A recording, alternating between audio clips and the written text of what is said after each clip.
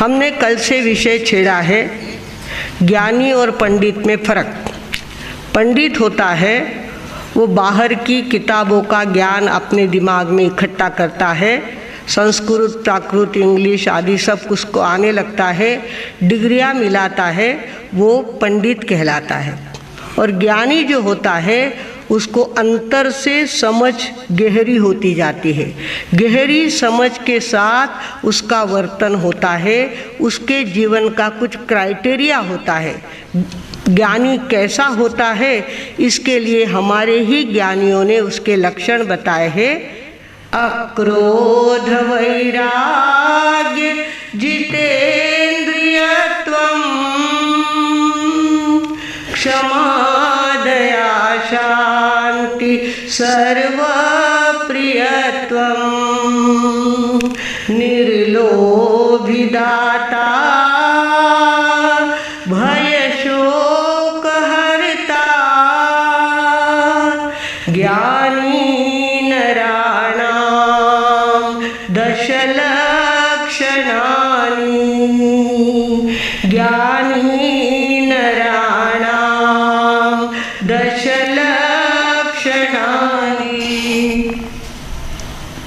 ज्ञानी नराणाम दशलक्षणानि। कल हमने देखा अक्रोध, आज हमारे सामने अक्रोध वैराग्य। जो ज्ञानी होता है वो कैसा होता है? राग से बचने वाला होता है, राग में अटकने वाला नहीं होता, वो ज्ञानी कहलाता है। हमारे भगवान महावीर स्वामी ने उत्तराध्ययन सूत्र के अंदर फरमाया है, दुखम हो जस न होई मोहो, मोहो हो जस न होई तन्ना, तन्ना हया जस न होई लोहो, लोहो हो जस अकिंचनाई। दुख का कारण राग है और सुख बढ़ता है विराग से। आप कहेंगे महाराज आपने तो बिल्कुल उल्टा कह दिया, जो मज़ा राग में है वो बैराग में कहा। बैराग तो रूखा सूखा होता है, उसमें मज़ा कहा है, मज़ा तो राग में आता है।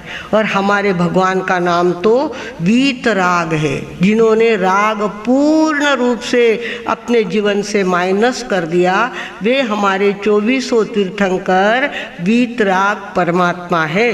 तो वीतराग होने के लिए जो ज्ञानी होते हैं वो अपने जीवन में वैराग्य की साधना करते हैं। विगतः रागः यस्मात् स वीतराग। हमें राग की आदत पड़ गई है। बाजार में गए, चीज़ देखी, पसंद आई, ले ली और उस पर अपना हक जमाया।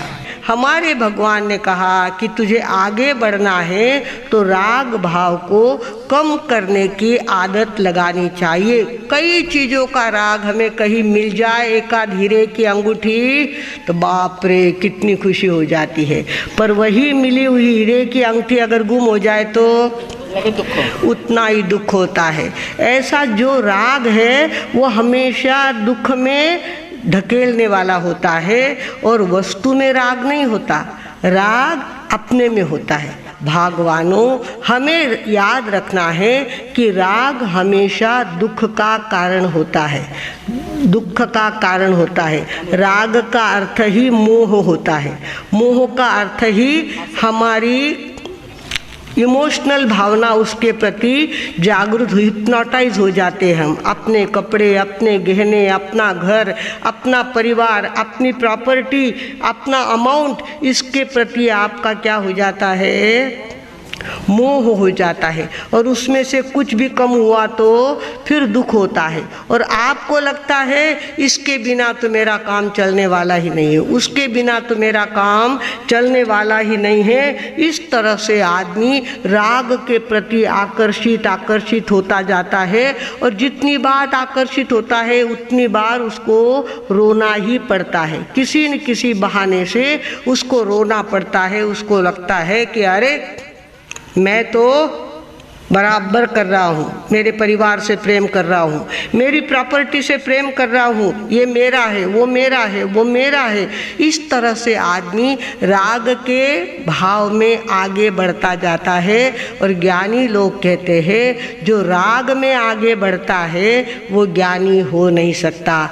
भगवान ने फरमाया है कि भगवान तुझे आगे बढ़ना है तो राग की भावना को कम करने का काम कर। हुआ ये कि एक गांव में एक संत पधारे थे।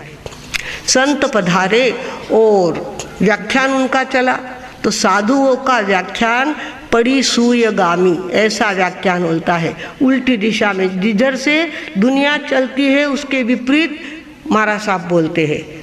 आप कहते हो कि बच्चे के ऊपर प्रेम करो, महाराज साहब कहते हैं बच्चे के ऊपर इतना मोह नहीं होना चाहिए। इस तरह से उल्टी बात बोलना ये साधु का धर्म है। साधु हमेशा प्रवाह के साथ बहता नहीं है, प्रवाह के उल्टे चलता है। इसी के लिए राधा का नाम धारा नहीं है। राधा का उल्टा करो तो क्या होता है? धारा। और धारा का उल्टा क्या होता है? राधा। राधा किसको प्रिय है? कृष्ण को। क्यों राधा प्रिय? धारा के विपरीत जो चलता है वही कृष्ण को प्रिय। ऐसी राधा जगत जाहिर हो गई है। तो भगवानों वो संत गांव में आए, उन्होंने ऐसा ही उपदेश देना चालू किया। परिवार के लोग आप अपना समझते हो, सारी स्वार्थ की सगाई है, सारे स्वार्थ के नाते हैं, सब स्वार्थ के बिना कोई किसी को पूछता नहीं है। तो एक भाई व्याख्यान के बाद उठा और उसने कहा महाराज आपने कैसे कह दिया कि सारे स्वार्थ की सगाई है? मेरी पत्नी तो मेरे ऊपर जान छिड़कने वाली है, मेरे गए बिना तो खाना नहीं खाती, मेरे गए बिना पानी नहीं पीती, और मेरी बात देखती बैठती, उसका प्रेम तो इतना है मेरे पे कि पूछो मत। तो महाराज साहब ने कहा भैया तुम्हारी पत्नी का प्रेम हो सकता है, किंतु मैं आपको एक प्रयोग देता हूँ, एक अटकल सिखाता हूँ। बात यह है कि सारे ये प्राण जो है सारे अपने यहाँ पर ले आना। नाड़ी भी बंद, श्वास भी बंद, और प्राण का ये योग की कला होती है। तो यहाँ प्राण इकट्ठे कर लेना। नाड़ी भी बंद हो गई ऐसा मालूम पड़ता है, श्वासोश्वास भी बंद हो गए ऐसे मालूम पड़ता है, और आदमी मर गया ये जाहिर हो जाता है। महाराज साहब ने उस आदमी को वो कला सिखाई, और कला सीखने के बाद जब देखा कि आदमी परफेक्ट हो गया है, उसको प्राण अपने तालू में इकट्ठा करना आ गया है, तब एक दिन महाराज साहब ने उनको कहा आज ऐसा करो, घर पे जाओ और नाटक करो। मेरा बहुत पेट दुखता है तो मालूम नहीं पड़ता, सर दुखता है तो किसी को दिखता नहीं है, पेट बहुत दुख रहा है, पेट बहुत दुख रहा है, पेट बहुत दुख रहा है, ऐसा करो। घर में बच्चे तो थे नहीं, दोनों पति पत्नी थे, 3 मंजिला मकान था, घर में बहुत सारा पैसा था, बहुत सारे गहने थे, बहुत कुछ था घर में, और घीना घर में बहुत था, सारी बातें थी। तो इसने क्या किया कि घर जा कर के नाटक करने को कहा। ये घर पे गया, थोड़ी देर बैठा, अरे बाप रे पेट दुखने लग गया, पेट दुखने लग गया, पेट दुखने लग गया।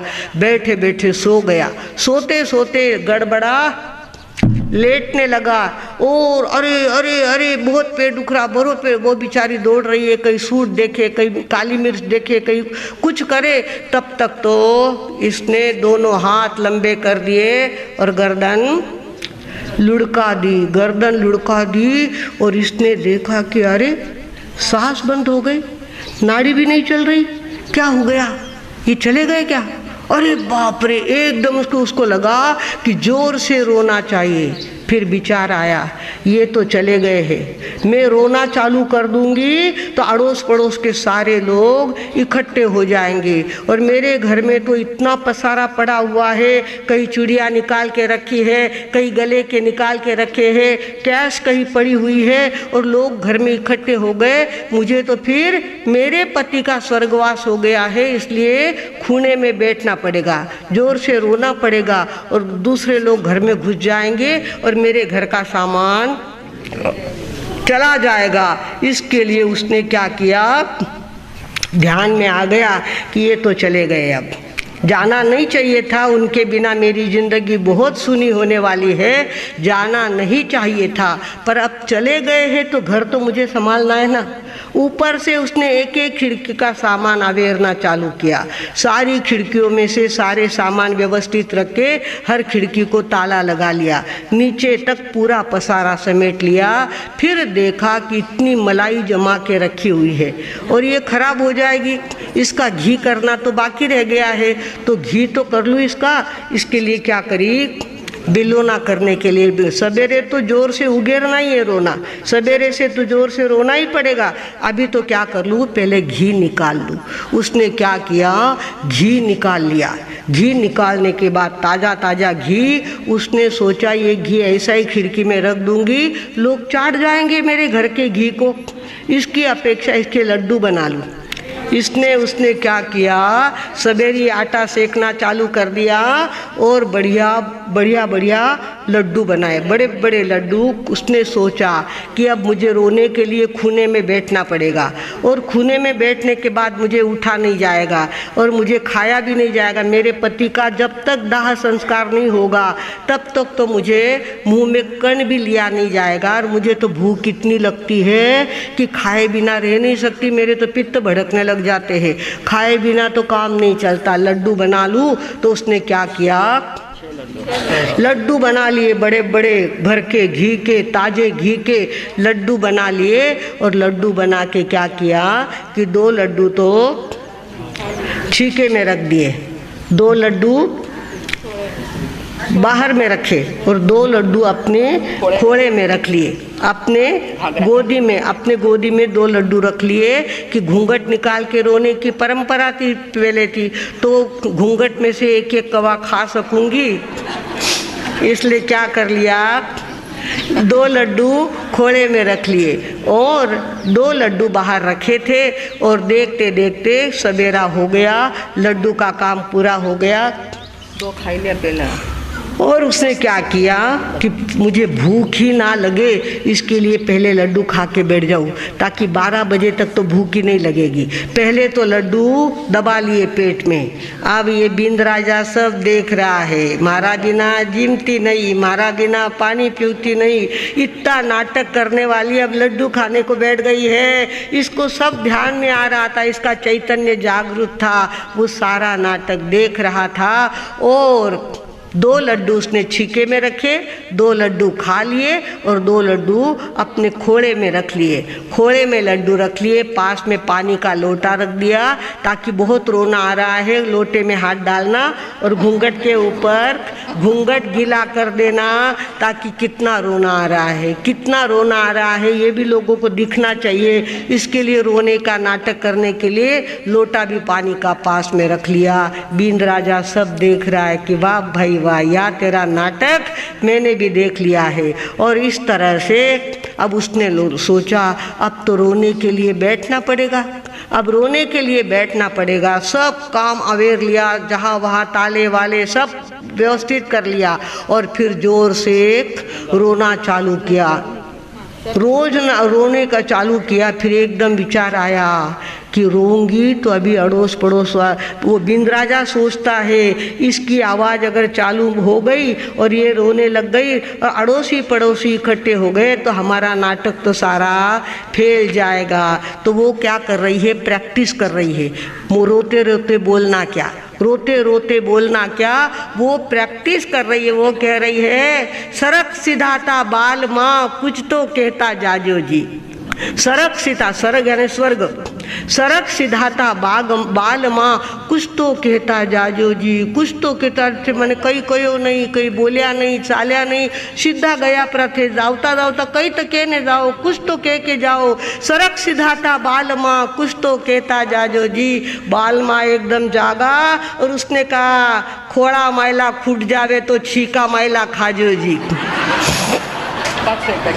क्या कहा उसने, खोड़ा मैला फूट जावे तो छीका मैला खाजो जी, खोड़ा मैला फूट जावे तो छीका मैला खाजो जी। उसने देखा अरे बाप रे ये जीवंत है, ये मरे नहीं है। और मैंने इतना नाटक कर लिया, सारा उसके बात में ध्यान में आ गई उसके बाद कि ऐसा स्वार्थ का संसार होता है। और हम समझते हैं इसको तो मेरे बिना चलता नहीं, वो तो मेरे बिना जिंदा ही नहीं रहेगा, उसको तो मेरे सिवा पत्ता भी हिलता नहीं है। ये सारा स्वर्ग का नाटक हम लोग करते हैं। भगवानों, हमारे भगवान ने चिंतन के मंथन से तत्व ज्ञान का नवनीत निकाल के कहा है, अगर तुझे ज्ञानी बनना है तो राग के भाव को कम करते जाना। जितना राग है उतना ही ज़्यादा वैताग है, उतना ही ज़्यादा वैताग है। चाहे बच्चों पे राग हो, चाहे पत्नी पे राग हो, चाहे पति पे राग हो, चाहे संपत्ति पे राग हो, वो राग की आग में सारा संसार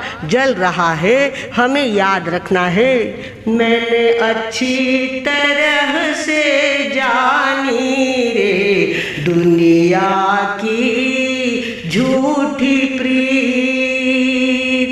मैंने अच्छी तरह से जानी रे दुनिया की झूठी प्रीत है। सास जहाँ लग आशा रे दुनिया की झूठी प्रीत है। सास जहाँ लग आशा रे दुनिया की झूठी प्रीत। हमको लगता है महाराज साहब सगळं उलटूच के झुका आपल्याने आवडे उर मते प्रेम मती करो के। हमारे भगवान के वैरागी अवस्था का उपदेश है। हमारे भगवान को केवल ज्ञान हो गया तब उन्होंने कहा था अपने आप को राग से बचाओ। राग एक पानी बर्तन से करता है, राग एक पानी बर्तन से करता है। वो बर्तन जब चूल्हे पे या गैस पे चढ़ जाता है और वो पानी जब उबलने लगता है तो पानी कहता है अरे अग्नि को बुझाने वाला मैं हूँ और ये अग्नि मुझे जला रही है, ऐसी क्या बात है। तो सेठानी कहती है भाई साहब आपने बर्तन का मोह किया है। बर्तन में बैठकर आपने आराम महसूस किया कि हम बढ़िया बर्तन में आ गए हैं और हमको क्या उठाकर ऊपर रखा गया है, पर अंदर से आग जली और पानी उबलने लग गया। जब पानी का अंग जलने लग गया तो वो कहने लग गया जिस आग को मैं बुझा सकता हूँ वो आग मुझे जला रही है। उसने कहा कि नीचे उतरो और अग्नि के ऊपर बर्तन का मोह छोड़ो और अग्नि के ऊपर तुम्हारे छींटे पड़े कि अग्नि भी बुझ सकती है। पानी भी बर्तन का मोह करता है तो उसको भी जलना पड़ता है।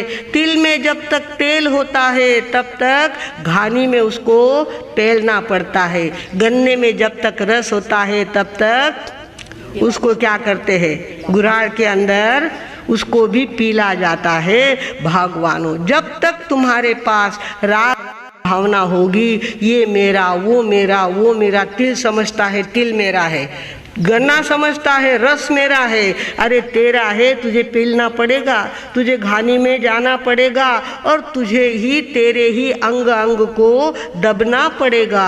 भगवानों, जितना ज़्यादा मोह उतनी ज़्यादा वेदना, जितना ज़्यादा राग उतनी ज़्यादा आग। इसके लिए ज्ञानी लोग कहते हैं राग की आग से अपने आप को बचाओ। कुछ भी मेरा नहीं है और मैं भी किसी का नहीं हूँ। एक दिन जब मेरा आखिरी आएगा मेरे साथ कोई भी स्मशान में जलने के लिए तैयार होने वाला है नहीं। मुझे अकेले को 2 गाड़ी लकड़ी में जल करके राख होना पड़ेगा और सारे लोग मुझे अंधेरे में छोड़ के आ जाएंगे। ये जिंदगी की वस्तु स्थिति है और इसी वस्तु स्थिति को ध्यान में लाकर भगवान ने ये साधु संतों का मार्ग निकाला। राग का मार्ग आग में जलाने वाला है और त्याग का मार्ग सौभाग्य बढ़ाने वाला है।